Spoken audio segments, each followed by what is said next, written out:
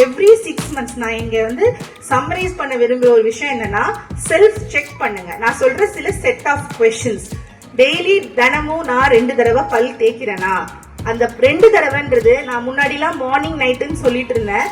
இப்போ பப்ளிக்கோட மார்னிங்கும் சரி நைட்டும் சரி கம்ப்ளீட்டா சேஞ்ச் ஆயிடுச்சு. Rotational shift, day shift, night ஷிஃப்ட்னு.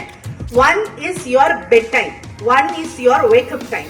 The reason behind that is 12 hours only food can stay as a food in your mouth.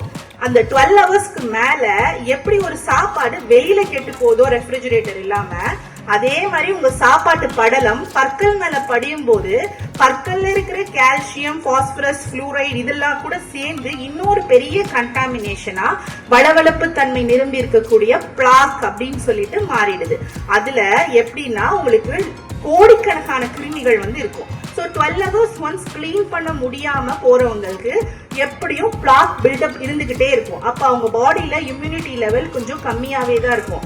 ஈறுகள் ரத்த கசிவு நார்மலே கிடையாது. தினமும் 2 தடவை பிரஷ் பண்ணுங்க, ப்ராப்பர் பிரஷ் பண்ணுங்க.